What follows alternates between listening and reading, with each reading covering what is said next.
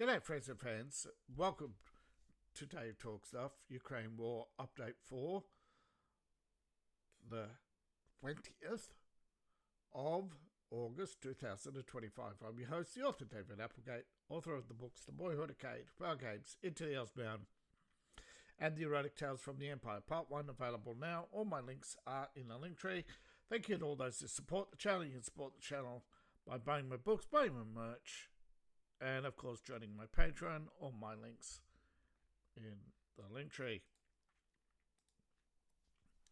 Alright, so in with the news. Not much has changed. Trump is the central theme.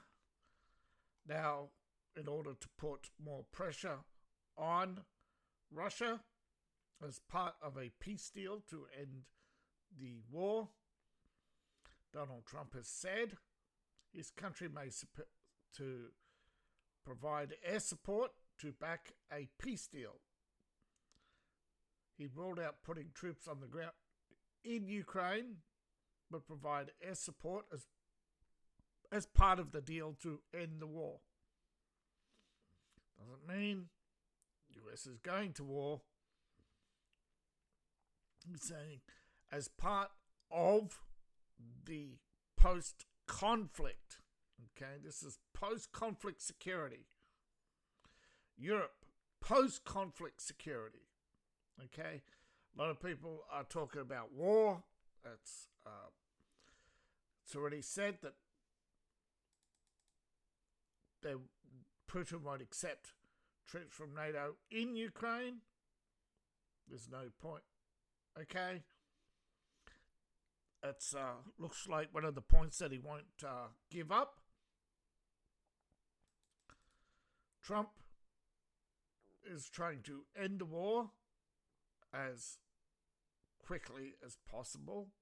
Perhaps not as diplomatically as possible, according to some, while others say he's actually been very diplomatic. And you look at Zelensky, you look at Putin, you look at European leaders, I think they all are being very diplomatic. I just think that Zelensky has things that he won't give up that will keep preventing the war from ending, and everybody else is saying all Russia has to do is stop. And it's, everybody seems to be, which side you support, you expect the other to give up 100% everything. Now, Russia has launched a large air assault. We're talking about today, of course. And oil pipeline has been repaired. This is not just Hungary, Slovakia. This is to Slovakia. This is generating money for the Kremlin's pipeline. It's a quarter of the total state budget. It's total state budget, which is not predominantly the war. Okay, Russia's economy budget is in the billions. Oil revenue, true, is in the billions, but it's not there. But this pipeline is not a quarter of the. This is stupid. Okay, Ukraine has stepped up its tax on Russian infrastructure, while demanding, of course, that their infrastructure stop getting destroyed. The total selfishness of Ukraine.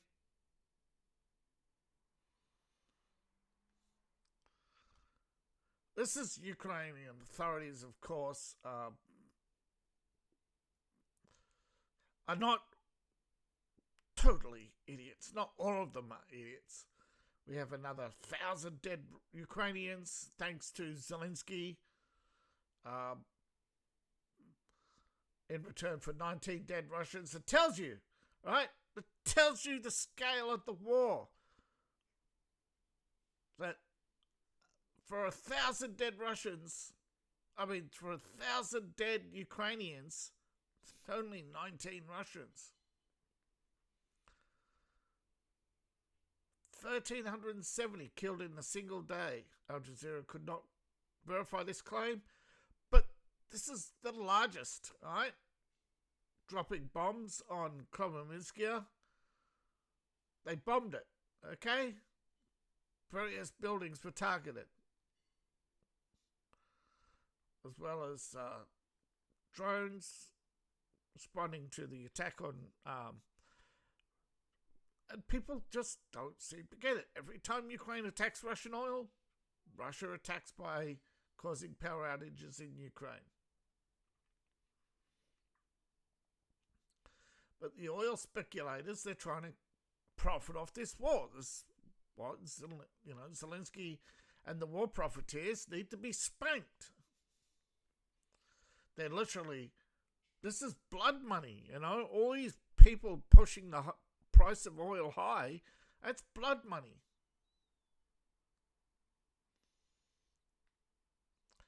And all the people just pointing their finger at Russia, there's blood on your hands, okay? Thousands of dead Ukrainians now, thanks to you. As Trump said, if this war goes on for another month, that's 40,000 dead Ukrainians.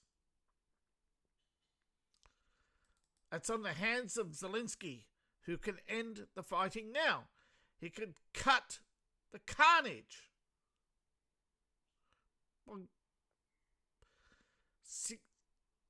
It's always one-sided with so many politics, right? The left are just so one-sided. They want to get their way 1,000% of the time. 1,000% of they want everything they ask for every time. They're just so arrogant that you can't point out that other people need their needs met too. But the left keeps saying, no, we're just all about fairness and equality and equity and all the other platitudes. It's all about power and getting their way. So Turkey, of course, has discussed, because after all, it's the flow of oil in the Black Sea, a key.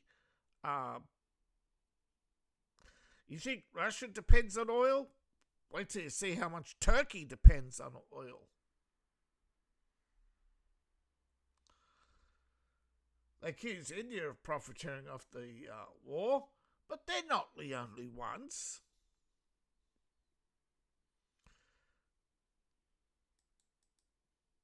Now,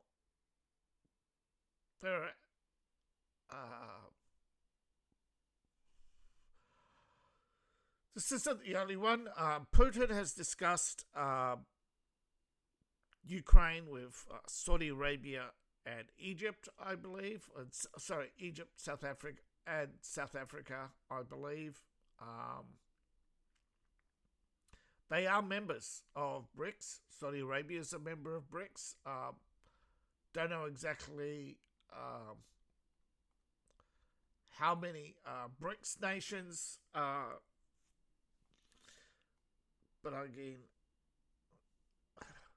they have to, Russia has to see what support it has and what pressure they can be brought to bear on Ukraine. I mean, this is all about both sides getting as much as they want. Well, they're trying to maximize their outcome with the least amount of effort to see who's on their side, how much they can get. Now, for the largest air attack on Ukraine ever, once again, there's very little detail of what happened. We don't know how this drone came to hit this vehicle, or why, or even if, as some would say. There's the resumption of oil. I think it's both the same, but we do know Sumni was hit, and we do know there was artillery and fighting in the north. We do know for certain that brief exchanges, including drones,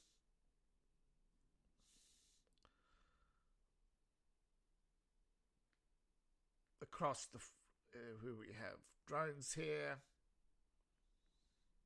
and here, brief exchanges, fire here and here. We have some military activity.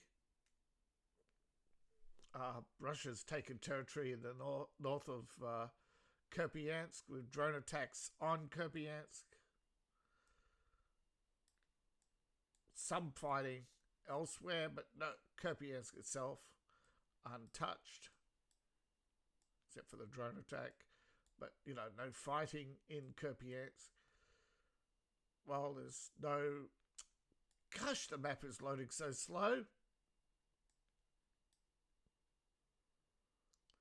Alright, so there's no real movement in the Lyman area, but, there's fighting. Savursk, nothing, but there's fighting. Nothing reported for Chavis Yar. Now we go to Kloninsky was attacked, bombed.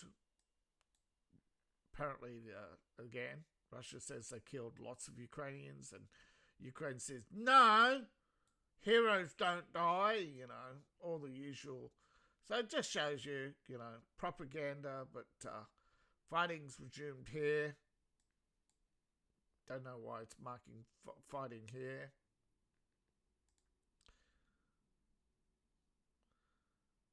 Probably clashes, probably artillery clashes. That's possible. There was clashes along the frontier, of course. Nothing else. No more territory taken since yesterday. But you can see Russia's lined up on here, and they've overrun positions all the way through here. Haven't pushed up much. But again, they could have a breakthrough and pop there tomorrow, But they have taken positions here,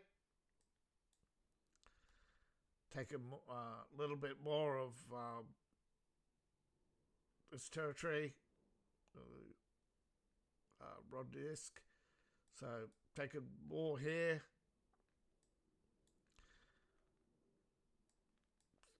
Still pushing on the on here without any breakthrough,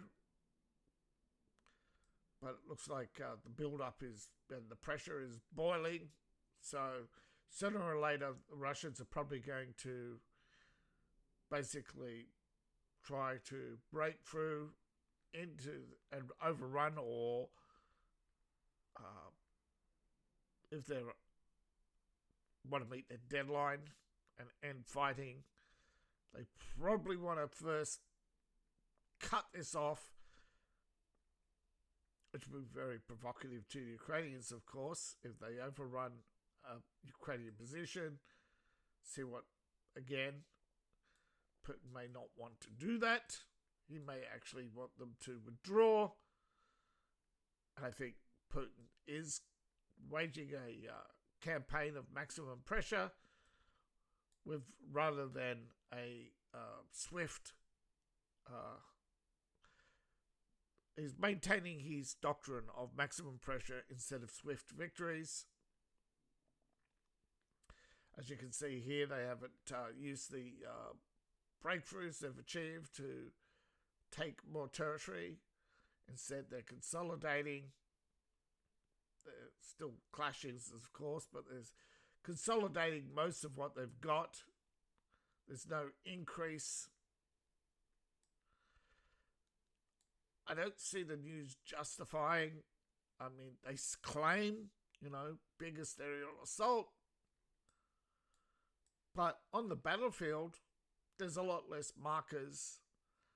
There's still advances, but a lot less markers than in previous assaults.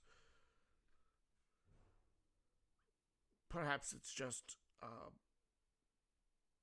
spam, but Ukraine has definitely launched an attack on Mariupol.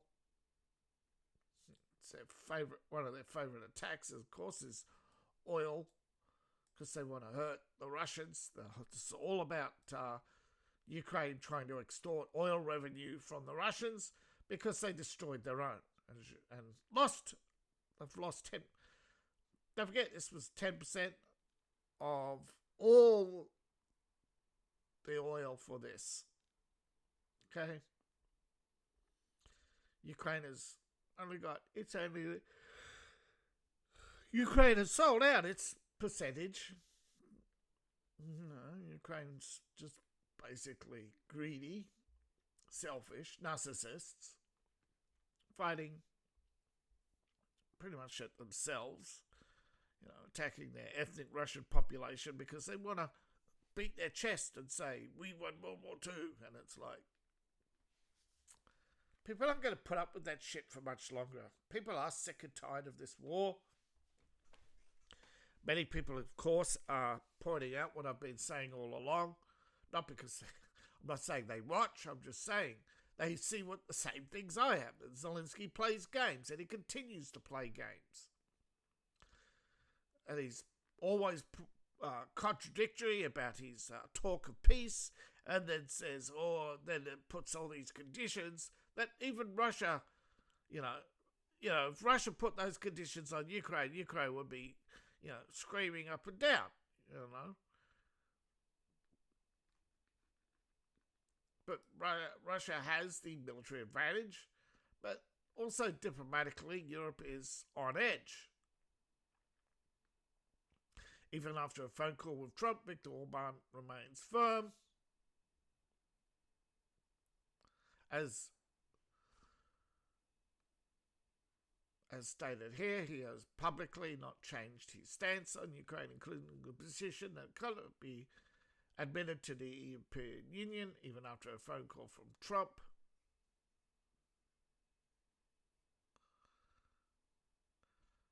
I'm not saying that Trump was pushing for Ukraine to be admitted to the EU. I think he spoke to all the EU leaders and say, what do you think? And Orban would say, no, never, niet, no way,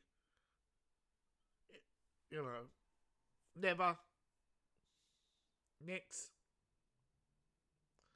But of course, I think the biggest pusher for Ukraine into the EU, of course, is Ukraine and their friends in the Ukrainian media, who all want their job for life paid in euros, because Zelensky's currency is not worth the toilet paper it's printed on.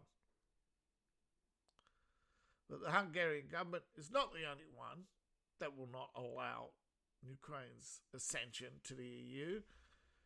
And they're saying it's the primary reason is the damage to the economy. Well, the second is a direct conflict with Russia. Many believe that Hungary had a referendum. 95% of their population said, no, bro. I mean, the respondents, 95% of the respondents said, no, bro, we don't accept. That's why they don't like Hungary. They put things to the vote. I mean, a proper vote, not a hey, what do you think? And then they go, this silly game of yays and nays. Yeah. Because we all know when politicians are often asked to put their name on the record, and then go to the people and say, yeah, I voted against tax cuts, but you still got to vote for me because I'm going to give you freebies. And people, they're not free. Okay? And then all the people who don't pay taxes walk around wondering why the price is always high.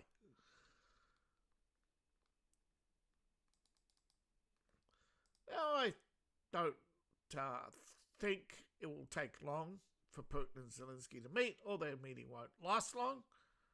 But of course, they both have to meet one-on-one and soon before the three-way peace summit. So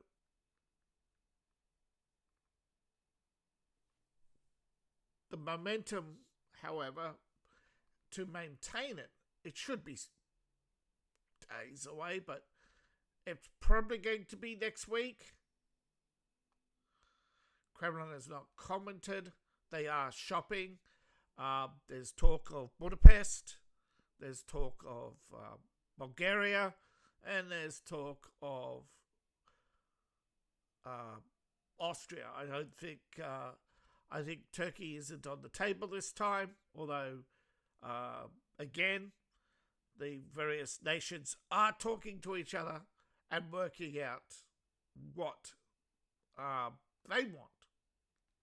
Because a lot of them. But Trump is clear. Crimea is off the table and NATO is off the table. EU ascension was probably on the table until Hungary said, "No, take it off." I think that's a pertinent talking point, but Hungary is saying that it's not because they agree with Russia, it's just saying they don't want to provoke Russia. Whereas a lot of people out there will say, no, Orban's a Putin puppet. No, he's responding to, he's saying, I'm taking Putin seriously on this one. That's what he's saying. And of course, Modi is a two-faced neo-colonizer. He's a neo-imperialist. He, of course, he and China are engaged in a geopolitical conflict right now, in a game of brinksmanship in the Himalayas for control of the Himalayas, which should be an independent country. The Nepalese and the other, the Kashmiri and the Nepalese and the other Himalayans should all be independent, Brunei, etc. But India and China say, no, bro, we need our trade routes and our water. Instead of paying the people of Nepal and Brunei and all these other little once independent kingdoms of the Himalayas. No, bro, they both sides, China and India, are basically two-faced imperialists. Let's have our revolution against the imperial powers and then let's become imperial powers type hypocrisy. Of course, never let money get in the way of morals, right? All right, particularly in India. Now, a lot of people in India don't like Modi. They reckon he's a Clinton. They compare him to Clinton. Actually, they think he's worse than the Clintons when it comes to political corruption and self-enrichment, self-aggrandizement. But most of the people who oppose Modi now have been squeezed out of Indian politics. I don't know exactly how it works, but apparently companies, particularly in the rail, they're not independent. And the flow of money to Indian politicians is pretty much controlled by New Delhi, which I think is 25% tariffs and a 25% duty on imports. Modi refused to finalise a trade deal because India condemned it as unfair, unjustified and unreasonable. All he said was, excuse me, yes, sanctions. Get your grubby mitts out of Ukraine, which India has their grubby mitts all over the Ukraine war. Okay, India's profited off this war. India is probably one of the people who pushed Ukraine into this, and then so they could sell Ukraine arms while buying Russian oil cheap. Now, of course, Russia hasn't realised that India's playing them, or Russia doesn't care, but India is playing the world for chumps, and most people just don't want to stand up and say there's going to be a revolution in England because of India's actions, and Pakistan's actions, and the WEF, and all these things. People are dying because, or potentially may die, just so there's greedy, selfish, pompous, pontificating hypocrite can make a few more bucks on top of the billions that he and his fellow sycophants have stolen off the world, whether it's aid or deliberately oppressing the people of India so that don't blame Western companies. They shop around, you know. Western companies wouldn't leave the West if the wages weren't low in countries like India. And the wages are low because people like Modi deliberately, when it comes to pay rises in India, particularly like you may see 4% in the West, you're lucky to see 0.4% wage rises. You saw the farmers' revolt against Modi.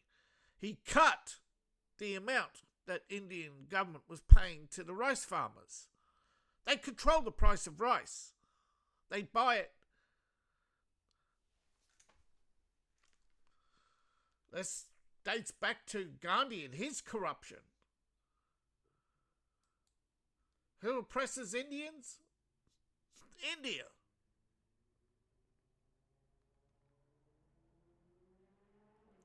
Now, Putin or Trump finding common ground, of course, has angered the War Party. This isn't Republicans or Democrats. This is the War Party within both, right? The Clintons, the McConnells, the Lindsey Grahams. But Russia's not the only one. Many people are praising the outcome of the talks. Those who wanted more isolation and sanctions for Russia are very upset because they're not going to get away, according to Sweden. And let's hope they're right. The War Party. Russia isn't the only one. Sweden. I don't know Finland. I know Hungary. Many have spoken out about the interests who keep this war going. But it's not just the War Party in America or the War Party in the West. Folks, China and India, to some extent South Africa, all want this war to go on. South Africa sells armoured cars to South Africa, and India sells arms to Ukraine. $7 billion in arms purchases from Israel was shipped to Ukraine. Now, why would India do that if they weren't profiting off the war? They're so concerned. Somebody had to pay for that. And Trump is going after the oil and putting sanctions because he said they're profiting off this war.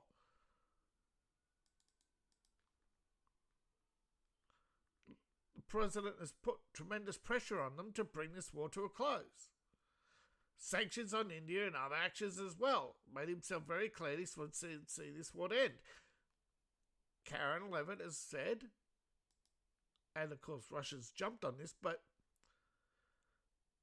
I think Russia knew and didn't care, and more so for the sake of BRICS, for the fake unity of BRICS, the fake it till you make it attitude, is that let's pretend India's our friend still. when you know India's acting in India's interest, not in the common interest of BRICS, which Russia was hoping for. And anybody who thinks any alliance is nothing but what's in my interest today is going to have a rude awakening when they wake up sudden one day and their alliance is shattered and they have their fleet off the coast of Hawaii, like Japan and the US in the 1940s, because of the actions of America towards Japan in the 1920s and 1930s. Folks, there is so much world history that's missing in your textbooks about World War II, Korea, Vietnam, and people are waking up to this. There are books out there, there are popular theories out there, there are admissions by a former NSA analyst to say that the Gulf of Tonkin incident blew up in their face, that it was, I believe, Operation Black Star was the name of the operation, and it wasn't even aimed at the Vietnamese, but they were trying to intercept the Chinese, and the Vietnamese got in the way. And that actually, the Chinese were spying on Vietnam, preparing for invasion. There is so much going on in the world. And again, I'm saying right now, Ukraine is taking the eyes off other conflicts. Trump wants to knock this one down so he can get to India, China, the situation in the Himalayas before it explodes, situation on the Korean Peninsula before it explodes. We have South Korea coming out and saying, oh, we don't want to conquer the North, okay? And the North accepting this so far and turning off the microphones and taking down the loudspeakers, which I think they mostly did to save power, and also because the South Koreans countered with voices of former North Koreans that are known to North Korea who've defected. The last thing they want is North Koreans to know that most of their top leadership had lost faith in dear leader long ago, and that right now North Korea is pretty much, if you've read 1984, you'll understand how that right now most of North Korea is watching the inner party, and they don't care how many escape to China. They're worried about how many make it out of China to the West. And that's why and same with Russia. The North Koreans are cozying up to their neighbours, particularly Russia and China, because they want to stop the flow of Koreans out of those countries who've made it there. They know, right, that they need to be able to somehow trust. They send half of Dubai was built by slave labour from North Korea.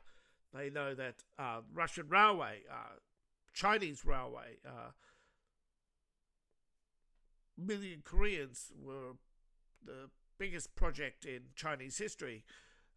Yet the largest labour force used was 1 million Koreans, on the Three Gorges Dam. Another, I think it was called the it was not just the Three Gorges Dam itself, but, all the power stations, and, there's thousands of little dams. Most of the world's dams are in China. And of course, the biggest thing, of course, is that Russia's been used by China to destabilize the world, while China puts pressure on Taiwan because they've tried to launch an invasion and they've had things go wrong. Like a warship that had its hull somehow bent. Still no idea how that happened. it'd have to be something in the steel. It has to be. It has to be the ship itself. I don't think it was the Americans, although they've had, submarines sink. Another one get caught on a chain. So it's possible. It's possible. We don't know to what extent that every time China puts its military into large-scale action, 9 out of 10 times the Chinese military has a ship limp home with fuel leaks or broken rudders or broken propellers, or somehow their engines are seized. Of course, it could be also a lot of internal sabotage where young sailors are pouring graphite or iron filings into the engines because the last thing they want is to go to war, and because I don't think they have the confidence that Xi Jinping has that the outcome will be anything other than a complete and utter disaster. Because I think China's in a bigger mess than China lets on. Although I haven't done a video on China in a while, that's because nothing can be confirmed. And every time I do a video on China, I lose lots of views. I don't lose lots of views. I get lots of views on that video, but I don't get lots of subscribers. And then I'm completely shadow banned on all my shadow banned. So there's no growth, no recommendations. Without public support, without people sharing the videos, it's going to be a hard slog. It's already a hard slog. There's already a lot of people who don't want this information out there. They don't want you knowing, and they don't want you spreading the information that your so-called allies are actively sabotaging you. Now with Europe, yes, they're actively working against the United States to basically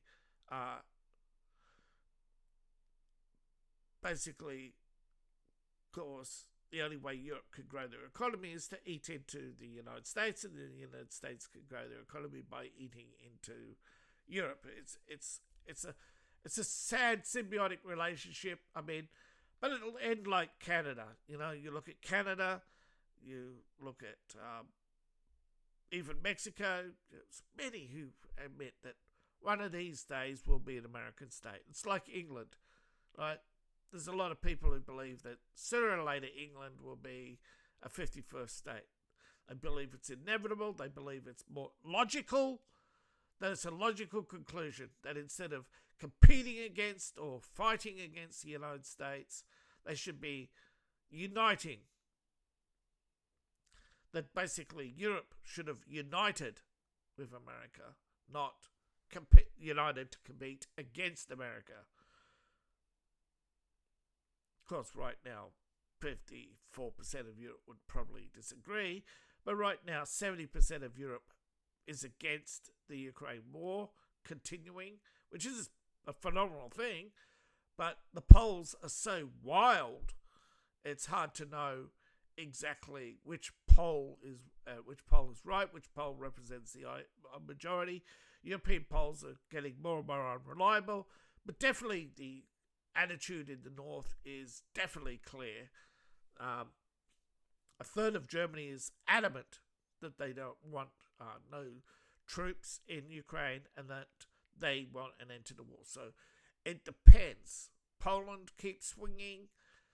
Hungary is adamant, 90% adamant, whereas France keeps swinging, although it looks like France is down to 40% support for Ukraine, firm support for Ukraine, with a lot of undecided in France, and Italy seems to be against the war. So we are seeing a change in Europe, what they call the rise in the right, and Spain's panicking because they're socialist, and they've been quietly trying to profit off this war by cozying up to Ukraine.